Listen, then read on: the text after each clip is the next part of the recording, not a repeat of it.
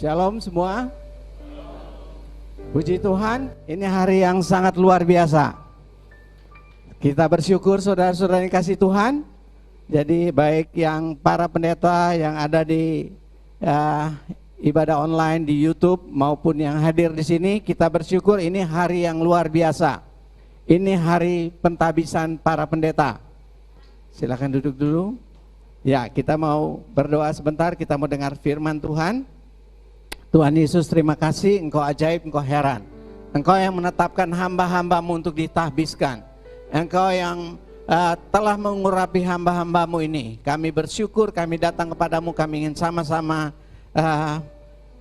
mendengar suara Tuhan, firman Tuhan dalam ibadah pentahbisan ini. Berbicaralah kepada kami, Bapa kami yang baik, Bapa kami yang ajaib. Terima kasih, kami serahkan waktu ini sepenuhnya di dalam nama Tuhan Yesus. Amin. Baik, kita sama-sama mau renungkan firman Tuhan. Kita lihat dari 2 Timotius 3 ayat yang ke-1. Saya akan bacakan firman Tuhan dan seterusnya beberapa ayat firman Tuhan. Benarlah perkataan ini. Orang yang mendaki jabatan penilik jemaat, saya ulangi 1 Timotius 3 ayat yang ke-1. Benarlah perkataan ini, orang yang menghendaki jabatan penilik jemaat menginginkan pekerjaan yang indah. Karena itu penilik jemaat haruslah seorang yang tak bercacat, suami dari satu istri, dapat menahan diri, bijaksana, sopan, suka memberi tumpangan, cakap mengajar orang, bukan peminum, bukan pemarah, melainkan peramah, pendamai, bukan hamba uang, seorang kepala keluarga yang baik, disegani dan dihormati oleh anak-anaknya. Jikalau seorang tidak tahu mengepalai keluarganya sendiri, bagaimanakah ia dapat mengurus jemaat Allah? Janganlah ia seorang yang baru bertobat, agar jangan ia menjadi sombong dan kena hukuman iblis. Hendaklah ia juga mempunyai nama baik di luar jemaat, agar jangan ia digugat orang dan jatuh dalam jerat iblis. Baik, Ibu Bapak saudara yang kasih Tuhan, para pendeta, hamba-hamba Tuhan maupun calon pendeta muda dan calon pendeta, kata firman Tuhan, benarlah perkataan ini, orang yang menghendaki jabatan penilik jemaat atau penatua atau pendeta, itu katanya menginginkan pekerjaan yang indah. Ya, pekerjaan yang indah, kalau kita lihat dalam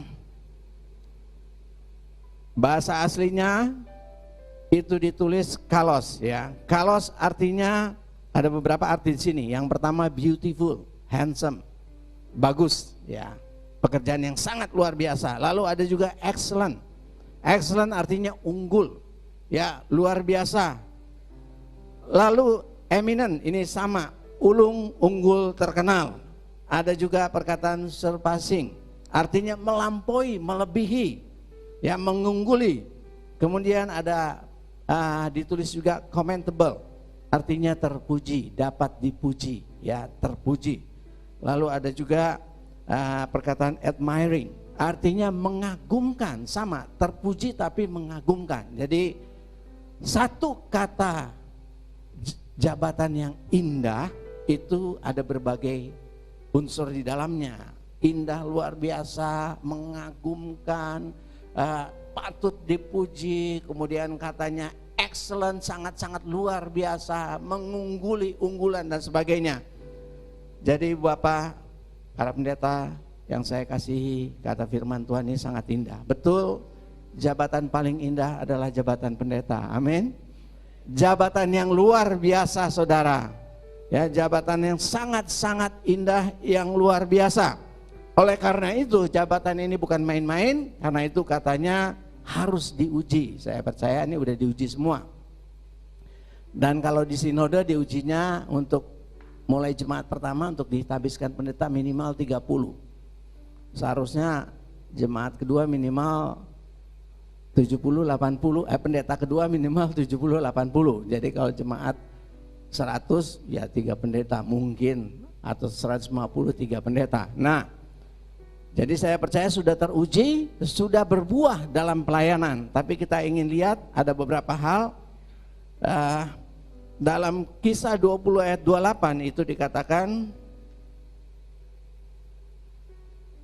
Begini dikatakan, karena itu jagalah dirimu dan jagalah seluruh kawanan, karena kamulah yang ditetapkan Roh Kudus menjadi penilik untuk mengembalakan jemaat Allah yang diperolehnya dengan darah anaknya sendiri. Kamu yang ditetapkan menjadi penilik, menjadi penjaga jemaat. Ya, kalau kita lihat ayat-ayat selanjutnya katanya, aku tahu bahwa sesudah aku pergi serigala-serigala yang ganas akan masuk ke tengah-tengah kamu dan tidak akan menyayangkan kawanan itu. Jadi penilik jemaat harus menjaga jemaat. Dan katanya Paulus ketika dia pergi akan masuk serigala-serigala ganas, artinya akan banyak yang menyerang, ya, menipu, menghancurkan jemaat seperti serigala yang hendak menerkam domba. Dan penilik ini harus berdiri menghadapi serigala-serigala dengan mempertaruhkan nyawanya. Kira-kira demikian. Karena itu jabatan penilik jemaat adalah jabatan yang sangat indah.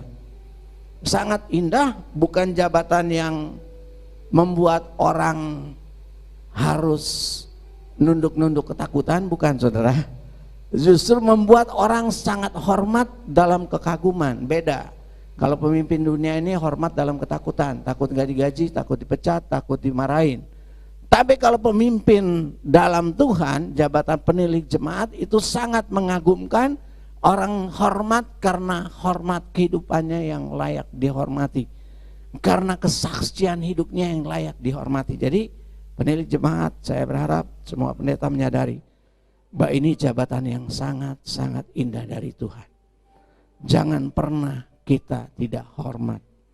Jangan pernah kita mengabaikan, apalagi meninggalkan. Ya, ada beberapa orang karena persoalan sedikit, sudah saya berhenti jadi pendeta. Exit WA group pendeta, keluar. Begitu ya. Betapa tidak hormatnya dengan apa yang Tuhan anugerahkan. Jabatan ini sangat mulia. Dan jabatan ini bukan hanya jabatan sementara, saudaraku. Ya, sebetulnya adalah jabatan seumur hidup. Keputusan seumur hidup, saya mempertaruhkan hidupku untuk jemaat. Untuk mengasihi Tuhan, mengutamakan Tuhan di atas segalanya. Dan berani mempertaruhkan menghadapi segala tantangan yang akan merusakkan jemaat Tuhan. Jadi jabatan yang sangat indah dan bukan sekedarnya, bukan sampai periode tertentu, sebetulnya jabatan tanggung jawab indah yang kita ambil seumur hidup kita. Amin saudara. Ya, sadari ini tanggung jawab seumur hidup, karena kalau pendeta, kalau dia selesai pendeta dia berbuat yang tidak-tidak, nama Tuhan dicemarkan, nama jemaat dihancurkan. Jabatan itu melekat seumur hidup dia. Dia seorang pendeta meski dia sudah pensiun, tapi jemaat dunia ingin lihat dia sebagai teladan yang di depan berdiri dalam kebenaran, dalam kehidupan. Itu jabatan seumur hidup sesungguhnya. Nah, kalau kita kembali ke ayat-ayat tadi, ya, dalam 1 Timotius 3 ayat 2, penilik, karena itu penilik jemaat haruslah seorang yang tidak bercacat. Karena jabatan ini sedemikian indahnya, maka tuntutannya juga sedemikian luar biasa. Seorang yang tidak bercacat karena firman Tuhan. Ya, kita bisa lihat banyak sekali beberapa hal, tapi saya ingin kita renungkan, enggak usah semua, beberapa hal saja. Yang pertama, tidak bercatat itu standar yang sangat tinggi. Tuhan ingin hamba Tuhan itu standarnya tinggi. Amin. Ya, standar yang tinggi. Kalau dunia lakukan nggak apa, kalau pemimpin dunia lakukan nggak apa, tapi kalau pendeta hamba Tuhan lakukan yang sama, setan bersorak dan seisi dunia tertawa. Tapi kalau pemimpin dunia lakukan hal yang sama, itu biasa dianggap. Tapi ketika hamba Tuhan lakukan yang sama, maka setan tertawa, sorak rame-rame, dan seluruh dunia juga tertawa. Karena tuntutan standar Tuhan itu tinggi. Ya, Tuhan ingin pendeta hidup dalam standar yang tinggi. Di ayat 3 katakannya, hendaklah dia bukan pemarah tapi peramah. Nah, saya sering Dengar, ini pendetanya marah-marah. Marah boleh ya. Tapi marah sampai gebrak meja, terus left group, terus maki-maki. Padahal kadang-kadang ditegur hal yang benar. Kayaknya nggak pantas jadi pendeta kalau kita nggak menguasai diri. Saudara boleh marah, tetap dalam konteks. Memarahi boleh juga dalam kasih. Bukan gebrak meja, pergi. Itu bukan standar hamba Tuhan. Saya berdoa, ingat baik-baik, para pendeta, jangan pernah kita lepas kontrol jadi pemarah. Karena hal apapun juga kuasai diri Anda. Ya, Yesus even bahkan ketika dibunuh di kayu salib, nggak ada kutuk keluar sedikit pun. Marah nggak ada. Yang ada, Bapa ampuni mereka, mereka tidak tahu apa yang diperbuat. Kita harus ikut Kristus, standar kita Kristus. Ketika kita dihina, diabaikan, lalu marah-marah, apalagi gebrak meja, itu nggak pantas jadi penatua, saudaraku. Tapi saya masih dengar penatua demikian. Saya harap di GKD tidak ada penatua yang pemarah. Sampai seumur hidup kita mengendalikan diri. Masalah apapun juga, saudara, kita tetap tidak pernah dipancing oleh setan untuk jadi marah yang lepas kontrol. Kita bisa marah, menasihati, tapi bukan langsung maki-maki, bukan langsung meninggalkan. Ini cirinya gampang. Biasanya kalau di WA group, live group dan sebagainya ya, makin ada multimedia makin kelihatan jelas kelakuannya. Kalau begitu nggak pantas jadi pendeta. Jangan pernah keluar dari grup hamba-hamba Tuhan yang mengasihi saudara. Tetaplah biarpun tidak enak. Tundukkan diri saudara tetap. Nah, hal yang selanjutnya dia dikatakan disegani oleh keluarga, ayat 4. Ya, saya percaya seorang hamba Tuhan harus disegani keluarga. Ya, saya pernah dengar seorang anak, ya katanya papanya standarnya udah beda. Anak itu negur bapaknya itu ngobrol dengan wanita lain yang bukan istrinya. WA-an. Bapaknya bilang nggak ada apa-apa. Memang nggak ada apa-apa, nggak sampai jauh. Tapi anaknya sudah gelisah. Bapaknya ini sering WA wanita tertentu. Kalau habis doa kita sama-sama. Anaknya aja nggak suka. Jadi standar anaknya lebih tinggi. Seringkali standar bapaknya ini udah turun. Gimana anak bisa segan? Ya, gimana anak bisa segan dengan bapak yang seperti itu? Enggak bisa anak segan. Ya enggak bisa. Anak bisa segan ke orang yang betul-betul dihormati. Ya, ketika saya ulang tahun itu 3 anak saya biasanya ngucapin kata-kata yang tulus. Tapi kalau yang tua bilang, kamu contoh teladan buat saya. Kasih kamu ke Tuhan, enggak pernah nyerah dalam pelayanan. Nah, kalau anak yang kedua dia bilang, ya kalau saya disuruh milih bapak, saya tetap milih kamu. Ya, ini anak saya ngomong yang kedua. Andai kata saya disuruh milih bapak, saya tetap milih kamu. Kamu menunjukkan kasih terhadap pelayanan dan terhadap saya. Saya nggak jadi gini kalau nggak karena kamu. Ini kata anak saya kedua. Ya, saya jadi begini karena kamu. You set the standard, the bar high. Kamu buat standar bapak tinggi sekali, katanya. Ini anak saya kedua. Artinya apa? Dia tahu bapaknya nggak main-main hidup terhadap keluarganya, terhadap orang lain. Kamu you set the standard high, the bar high. Orang susah melampaui. Ini pengakuan anak saya sendiri. Ya, dia bilang begitu. Ya, saya mengasihi dia. Ini dia katakan di tengah-tengah dia lagi sakit COVID di Amerika, dia lagi kuliah, nggak ada uang untuk berobat karena asuransi tinggi dan dia biaya sendiri untuk makannya, ya saya biayai sekolahnya. Dan jadi dia sadar, dia COVID 8 hari, pas saya ulang tahun Februari kemarin dia kirim. Dia lagi sakit, tapi dia katakan demi you set the bar high. Kamu buat kriteria tinggi bagi seorang bapak, bagi seorang hamba Tuhan. I love you dad. Ya, dia bilang begitu. Kalau anaknya saya yang ketiga, misalnya dia bilang, ya sama kira-kira, saya nggak akan seperti ini kalau nggak kamu. Ya, anak saya yang ketiga, biar laki-laki juga kalau ada kesulitan yang dalam nangis dengan saya. Saya bawa ya pernah tidur dengan saya di samping saya. Padahal udah nikah sebenarnya.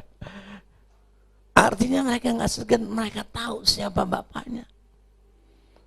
Jadi seorang hamba Tuhan kalau dengan keluarganya nggak jadi contoh, nggak disegani, nggak jadi panutan, nggak pantas jadi hamba Tuhan sebetulnya. Karena mulai dari keluarga sendiri. Amin para pendeta.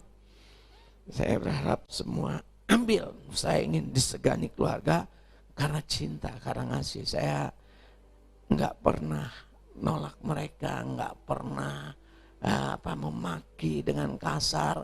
Saya bela dengan segenap hati apa yang mereka butuhkan. Kalau mereka jatuh ada kesulitan, saya kejar, saya dorong, saya angkat. Dan mereka tahu di dalam kelemahan, di dalam kesulitan, mereka bapaknya selalu berdiri untuk mereka. Itu anak-anak saya katakan. Saudara juga boleh tanya langsung ke anak-anak saya. Ini orang Semarang pernah tanya. Anak saya bilang bapak saya bintang 5. Itu kelompok soar pernah tanya anak saya diinterogasi. Lalu anak saya jawab bapak saya bintang 5. Tulus dari hati, saya tahu. Nah, lalu kita lihat lagi. Standar kekudusan tinggi. Nah tadi saya katakan ada, kalau bagi dunia nggak apa-apa. Nah, saya baru menasihati seorang hamba, pendeta, hamba Tuhan. Ada masalah dengan istrinya. Dia bilang nggak apa-apa yang tadi. Tapi anaknya, orang-orang sekitar bilang ada apa-apa, marah. Lalu saya bilang standar kamu kalah sama standar anak kamu. Anak kamu aja tahu. Proses kejatuhan hamba Tuhan itu tidak mulai dari langsung berzina. Hamba Tuhan nggak langsung jatuh dengan pelacur. Saya pernah melayani seorang nenek-nenek umur 60-an. Ya, berapa tahun lalu. Waktu saya belum 60-an dia udah hampir 70. Pengakuannya ketika dia ribut dengan suaminya, dia konsultasi dengan pendetanya, lalu dia berhubungan dengan pendetanya. Berhubungan suami istri. Awalnya apa? Konseling. Nah, saya bilang, kamu dengan alasan melayani, yang tadi kasus saya katakan, melayani jemaat, that's right. Tapi kita punya rule, wanita dengan wanita, pria dengan pria. Itu bukan urusanmu. Kalau istrimu kurang bisa, bawa orang lain melayani. Dia bawa wanita lain, kenapa kamu yang sibuk? Alasan. Nah, kejatuhan hamba Tuhan tidak langsung. Tapi biasanya mulai ngobrol. Senang itu cinta dimulai dari ngobrol, dari WA. Ternyata dia udah senang, tiap doa disamperin, selesai. Di sekitar pelayanan, tapi habis doa ngobrol sama dia, ketawa-ketawa. Nah anaknya enak ngeliat gitu, anaknya bilang. Bapaknya bilang saya nggak ngapa-ngapain, cuma ketawa-ketawa. Saya ingin bilang, ibu bapak saudaraku, standar kita tinggi. Kejatuhan tidak mulai dari jauh, tapi mulai dari senang ngobrol, senang ketemu, haha hehe bareng. Saya nggak menyangkali kita tertawa, tapi dalam kekudusan kita diskusi lain jenis. Tapi saya ingin bilang hamba Tuhan standarnya tinggi. Saya rindu Hamba-hamba Tuhan di sini pegang standar yang tinggi untuk menghormati istrinya sebagai pewaris yang berharga dari Tuhan, hanya satu-satunya, dan tidak membuat sedikit pun hal yang melukai istrinya. Karena komunikasi, even cuman WA, even cuman ngomong, saudara. Standarnya tinggi. Nah, standar kekudusan kita tinggi. Saya selalu bilang, jatuhnya enggak dari waktu saya kerja di kantor itu biasa sama istri orang, hai sayang, sama suami orang, hai sayang. Sementara di rumah udah kampret-kampretan berkelahi gitu ya. Di kantor hai sayang, makan bersama. Kadang-kadang di jalan juga toel-toelan, suami orang, istri orang ditoel, lalu makan sama-sama. Saya punya rule untuk diri saya sendiri, saya nggak mau makan dengan wanita, biar rame-rame. Saya lebih baik dengan pria lagi. Saya jaga. Karena saya tahu kejatuhan tidak mulai dari hal yang besar, dari hal yang kecil.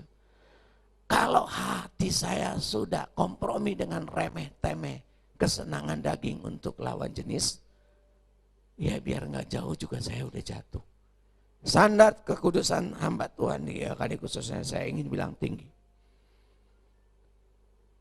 Pegang itu para pendeta, amin. Suami istri pegang standar yang tinggi. Nah, hal lain lagi yang saya senang, beberapa hal saja, nggak banyak hal-hal penting yang saya sering lihat membuat saya bersedih tentang hamba-hamba Tuhan ini. Kisah 20 ayat 33 dan 35. Mari kita lihat. Ayat 33-nya. Ini Paulus waktu nasihati jemaat di Efesus. Dia bilang, perak atau emas atau pakaian tidak pernah aku ingini dari siapapun juga. Kamu sendiri tahu bahwa dengan tanganku sendiri aku telah bekerja untuk memenuhi keperluanku dan keperluan kawan-kawan seperjalananku. Dalam segala sesuatu telah kuberikan contoh kepada kamu, bahwa dengan bekerja demikian kita harus membantu orang-orang yang lemah dan harus mengingat perkataan Tuhan Yesus, sebab ia sendiri telah mengatakan adalah lebih berbahagia memberi daripada menerima. Ini banyak hamba Tuhan jadi sering jadi peminta-minta. Minta itu caranya banyak. Tolong doain anak saya mau kuliah. Ya, minta doain sih. Tapi sebetulnya jangan lupa juga duitnya, bos. Gitu kan. Ya. Tolong doain, saya mau kontrakan rumah. Saya percaya kuasa doa, besar kuasanya. Katanya begitu. Dalam hati, bos jangan lupa ya, tanggal sekian kontrakan saya habis. Ini menyedihkan kalau hamba Tuhan seperti ini. Dia bukan hambanya Tuhan. Tuhan kita punya segala sesuatu, amin. Nggak perlu ngomong. Kalau doa yang nyerempet diri sendiri mendingan gak usah. Amin. Saya suka minta untuk pekerjaan Tuhan. Tapi untuk saya, mulut saya tutup. Amin saudara. Hamba Tuhan standarnya tinggi. Minta nggak boleh. Amin. Amin. Ya, amin, amin. Amin yang di online YouTube daerah-daerah, amin. Biar susah jangan pernah minta bergantung sama manusia. Malu-maluin bapaknya yang besar. Bayangin anak Bang Oscar yang kaya datang minta-minta, tolong kasih saya uang, saya lapar. Bang Oscar pasti marah gitu ya. Padahal dia pengen jajan gitu ya. Bapak nggak kasih makan, dia pakai bohong lagi gitu. Anak-anak Bang Oscar nggak begitu. Tapi saudara bayangin, sangat mempermalukan Bang Oscar yang berkelimpahan. Ya, apalagi Bapak di surga yang menciptakan seisi dunia, punya segalanya. Malu-maluin dia kalau dia nggak bisa nolong hambanya. Malu-maluin dia kalau hambanya didiamin, mati kelaparan. Betul? Malu-maluin dia. Tuhan sangat besar. Tuhan sangat jangan pernah minta. Makanya hamba-hamba Tuhan sering bertengkar. Nah ini juga menyedihkan. Bertengkarnya apa? Rebutan pengusaha. Rebutan deket-deketan dengan pengusaha. Bersaing dalam dekatan dengan pengusaha. Jangan pernah bersaing dekat sama Tuhan. Amin saudara. Ya, pengusaha kena angin COVID mati dia. Langsung duitnya habis gitu. Nggak bisa nolong lagi. Tapi Bapa di surga besar. Hamba Tuhan, ingat baik-baik. Jangan mempermalukan nama Tuhan. Dengan sikap bergantung pada manusia. Kalau saudara bila ikut Tuhan, percayalah dia akan. Berimanlah, percaya dia akan tolong saudara pada waktunya. Jangan humbar-humbar, minta-minta. Lebih berkat memberi, bahkan hamba Tuhan senang memberi, saudara. Senang memberi. Istri saya ini senang memberi. Ayah saya masuk rumah sakit beberapa tahun yang lalu sebelum meninggal. Uangnya 3 tahun lalu kira-kira atau 4 tahun lalu. Uangnya tinggal 500.000. Ayah saya karena waktu itu pensiunan dari perusahaan Pelni, dia ada rumah sakitnya, jadi gratis, dia VIP. Tapi kalau adik-adik datang, ada mama saya datang, istri saya nggak tahan. Biar uang kami tinggal 500 dan masih tanggal 15 atau 20, 500.000 saudara. 300.000-nya itu dia kasih saudaraku. Dia kasih 300.000. Lebih senang memberi. Lalu hidupnya gimana? Bergantung sama Tuhan. Ya, hamba Tuhan harusnya begitu. Senang memberi, hidupnya bergantung pada Tuhan daripada minta. Dan saya cerita lagi ya, kasihnya lebih besar sama orang. Ya waktu saya full time, mobil saya kami jual karena untuk kontrakan. Lalu saya nggak punya mobil. Lalu adik-adik saya yang kerja baik-baik, mereka bilang, saya kasih, kita cicilin mobil bang, berapa abang ada? Kita cicilin mobil waktu itu Toyota Kijang 130-150-an beberapa tahun lalu. Lalu ada pengusaha kasih saya 40 juta. Nah lalu teman-teman bilang, sini bang kita cicilin. Lalu saya sama istri bilang, enggak, kamu aja masih nyicil, mau nyicilin kita tolak. Meski dia nyicilnya mobil ketiga, mobil keempat, rumah kedua, rumah ketiga. Jadi yang satu mobilnya Alphard, sama Fortuner, sama Kijang, sama Avanza. Tapi yang terakhir masih nyicil gitu judulnya, tetap aja. Saya bilang, masa saya bersaing sama bayi kamu untuk susu anak kamu? No way, nggak usah kasih. Jadi teman-teman di Jakarta, mereka kalau mengasihi saya, izin dulu, izin boleh dikasih nggak? Bukan sayanya marah-marah, lu punya mobil 3, punya 4 kok nggak ngasih gua? Enggak, hamba Tuhan nggak gitu. Kasihnya lebih besar. Gimana susu anak-anak kamu kami bersaing sama? Nggak ada itu. Simpan baik-baik uangmu, nggak ada cicil untuk kami.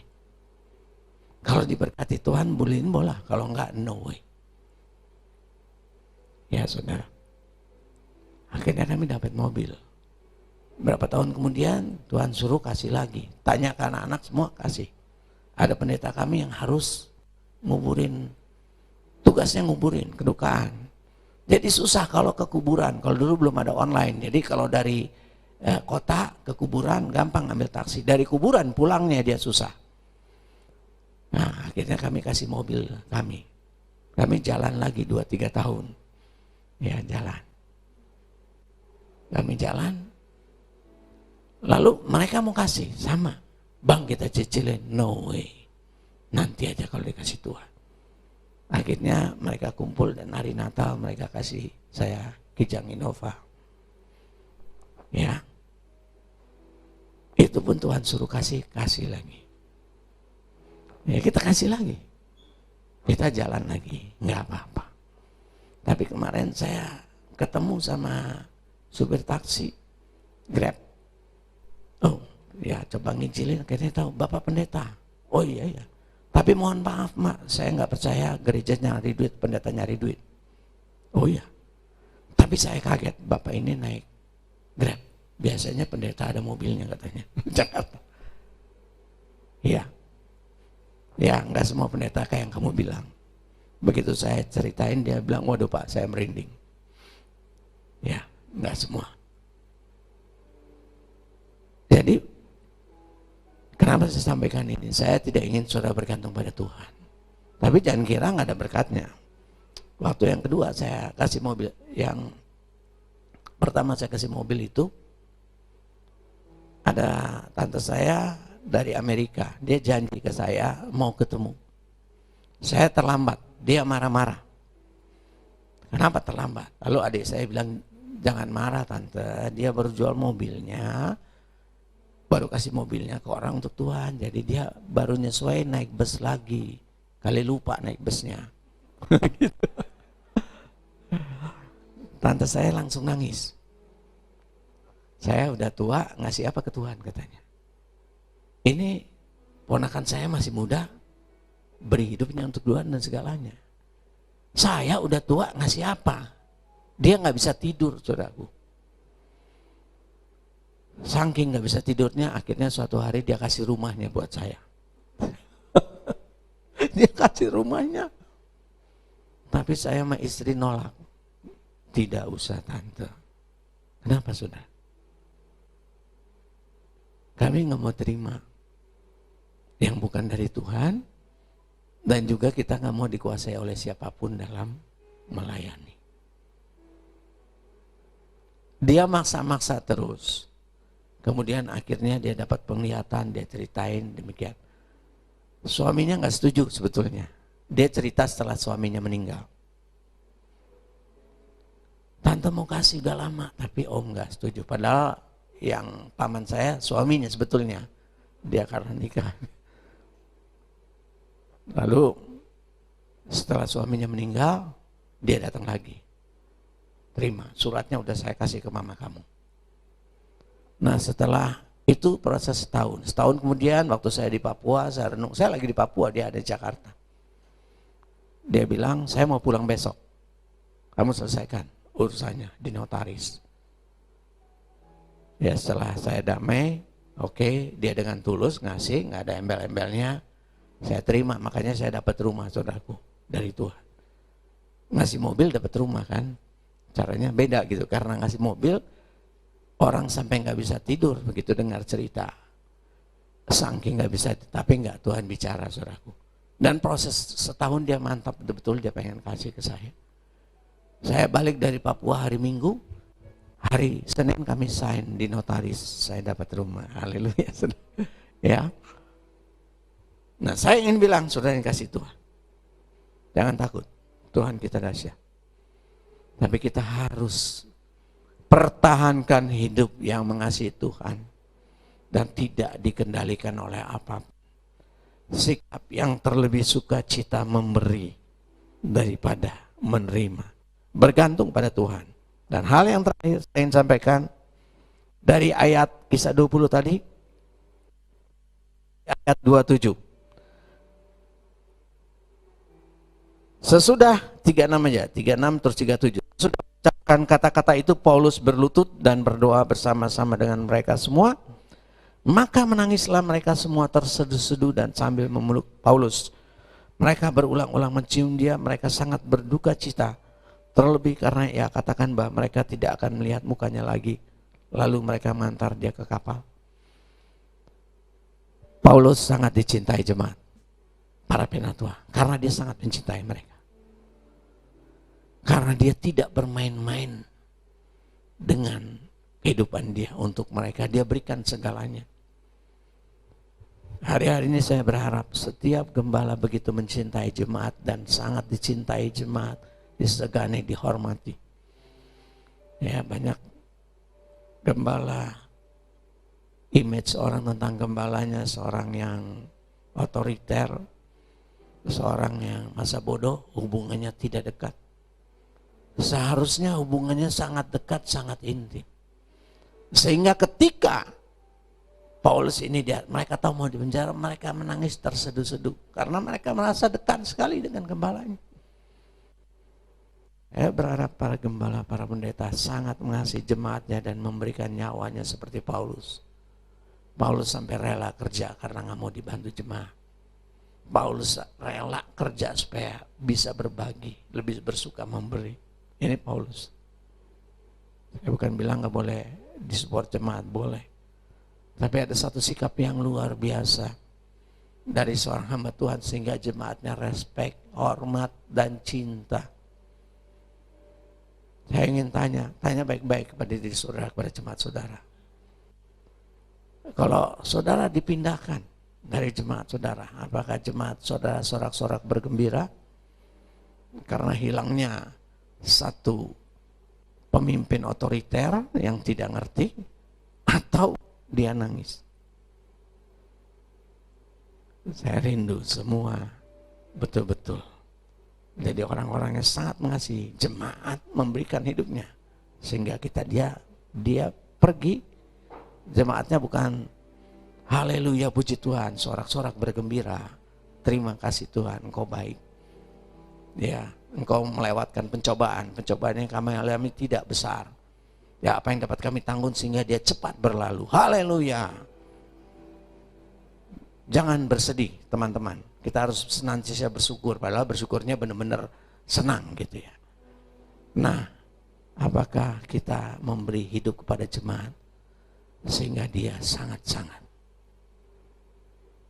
Mari saudara-saudara para pendeta, jadi orang yang dicintai baik di keluarga kita sendiri maupun di jemaat kita. Jadi orang yang mencintai jemaat. Saya dan istri sangat mencintai jemaat kami. Saya punya orang-orang yang kami pimpin. Itu kalau orang-orang level betul-betul di bawah kami, mereka ngalami. Istri saya kalau menghadiri mereka misalnya masalah-masalah sulit dari melahirkan dan lain-lain, dia tinggal itu bukan hanya sekedar titip absen, datang lalu pergi, enggak. Dia nungguin sampai lahir, saudara. Kadang-kadang sampai malam, sampai pagi besoknya. Itu istri saya, saudara.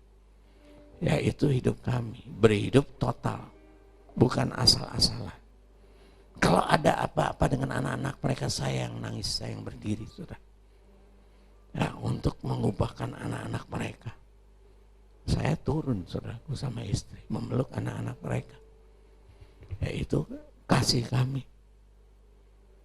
Ya, kita concern dengan masa depan mereka, bukan hanya sekedar pelayanan. Gimana kehidupan pribadinya, gimana rumahnya, gimana kerjaannya, itu ada di lubuk hati yang paling dalam, nggak bisa disembunyi. Dengan anak-anak kami begitu, dengan orang pelayanan begitu. Ada hati yang mengasihi. Ya, saya berharap kita semua begitu.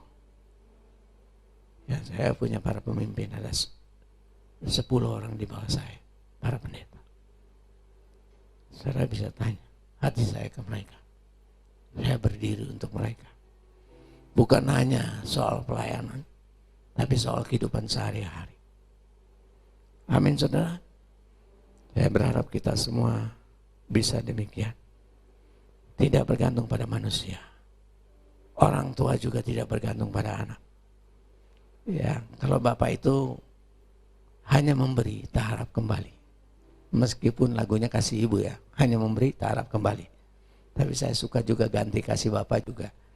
Kasih bapak hanya memberi, tak harap kembali. Amin. Apalagi kasih gembala, hanya memberi, tak harap kembali. Nah, gembala yang sulit itu banyak harapannya. Harapan dari pengusaha, harapan dari jemaat, pengen ini, pengen itu. Tapi kalau bapak gembala yang benar, tidak harap kembali. Sama seperti saya ke anak-anak saya. Anak saya ada yang sekolah spesialis, ada yang ya macam-macam S3. Tapi mamanya sama saya kalau ngomong begini, kita nggak harap apa-apa ke kalian. Bahkan karena imannya gede, bukan kalian yang beliin Mercy, kami yang beliin kalian Mercy. Ya, jangan pikirkan kami akan minta sama kalian. Sebaliknya kami akan beliin kalian Mercy. Nah, itu imannya gitu ya. Amin, saudara. malu-maluin punya Tuhan. Jadi peminta-minta, bahkan ke anak. Tidak. Kami biasa hanya memberi, tak harap kembali. Karena surga juga begitu sama kami. Amin.